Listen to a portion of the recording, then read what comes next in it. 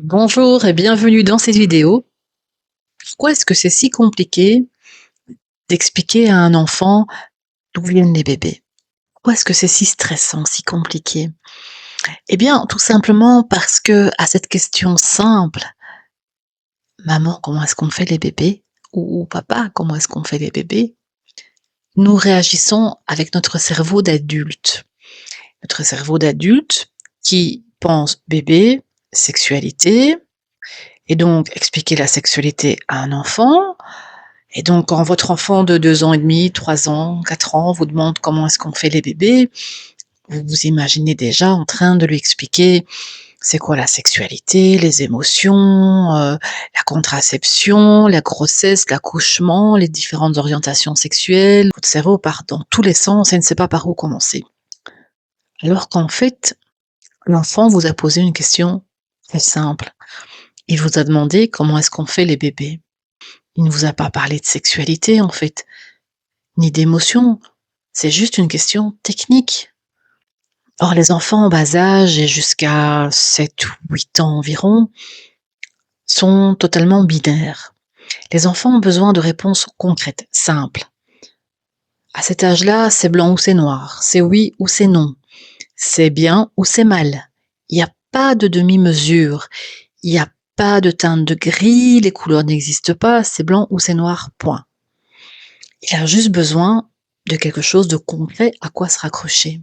Et souvent, avec votre cerveau d'adulte, à cette question d'enfant, vous imaginez des réponses d'adulte et vous imaginez qu'après avoir répondu à la question, il va y avoir une autre question, et puis encore une autre question, et encore une autre question.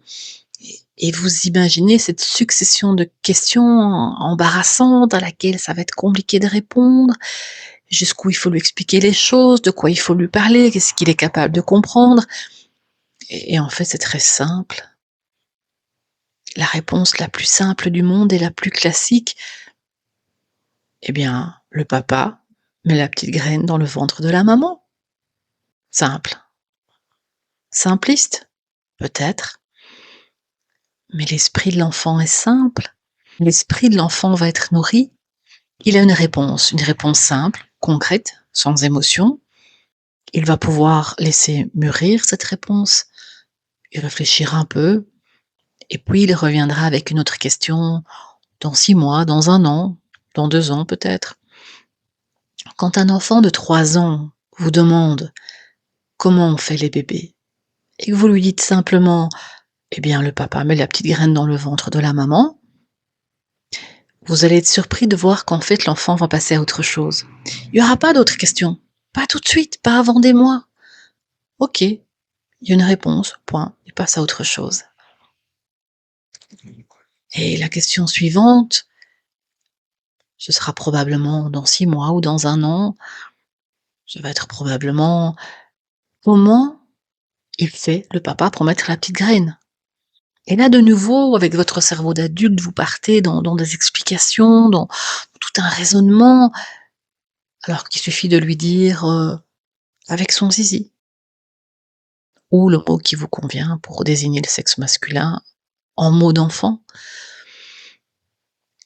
et ça va lui suffire. Il y a pas besoin de lui expliquer comment, par où la petite graine rentre, non, juste avec son zizi, ça suffit. Et de nouveau, vous êtes tranquille pour plusieurs mois, voire peut-être 1 an ou 2. Et vous allez avancer comme ça, étape par étape. Le secret avec les petits enfants, c'est de répondre à la question, à la vraie question et juste à la question. Quand un enfant vous demande comment est-ce qu'on fait un bébé, il a pas besoin de savoir tout le processus. Il vous demande pas c'est quoi un rapport sexuel, il vous demande juste, techniquement, comment. Il vous demande en fait, comment ça pousse un bébé. C'est un peu ça. Les plantes, on met la petite graine dans la terre et puis ça pousse. OK. Eh bien les bébés, comment ça marche? Et souvent quand vous allez dire à un enfant: «Bah, le papa, il met la petite graine dans le ventre de la maman», l'enfant, il va pas chercher plus loin. Pour un enfant de 3 ans, 4 ans, 5 ans, Ce qui va dans le ventre, en fait, c'est l'estomac et donc ce qui va dans le ventre, dans l'estomac, c'est ce qu'on mange. Donc en général, les enfants de cet âge-là vont s'imaginer que papa donne à maman quelque chose qui ressemble à un bonbon ou un cachet d'aspirine et que maman va l'avaler avec un verre d'eau comme l'aspirine et puis voilà, ça va pousser dans le ventre un peu comme une plante, hein, une petite graine qu'on a mis dans la terre et qui pousse, c'est un peu ce genre d'image que l'enfant va avoir. Et le concept que dans le ventre, il n'y a pas que l'estomac, qu'il y a l'utérus, que le bébé c'est dans l'utérus qu'il grandit, ça viendra, bien plus tard.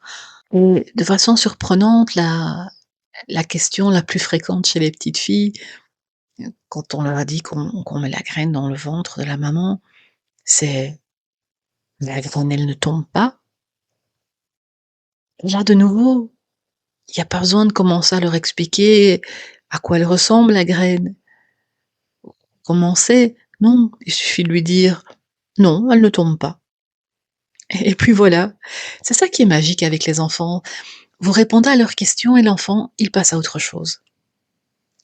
C'est juste nous, en tant qu'adultes, qui cogitons, qui avons besoin d'explications, qui anticipons les questions, alors qu'en fait, c'est simple. Un enfant, c'est binaire. Il pose une question, vous lui répondez de façon claire, franche, sans détour, avec des mots d'enfant qu'il peut comprendre, avec le moins d'informations possible. Allez à l'essentiel, simplement, et l'enfant va vous entendre et va vous comprendre. Et puis après, il va en parler à l'école, avec les copains, avec les copines, et puis il va revenir avec d'autres questions, bien sûr.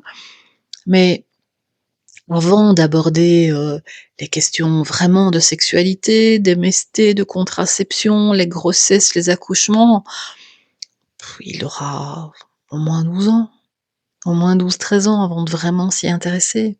Quand un enfant de 3 ans vous pose la question, il a pas besoin d'aller plus loin que la petite graine. Merci de m'avoir écoutée. À bientôt.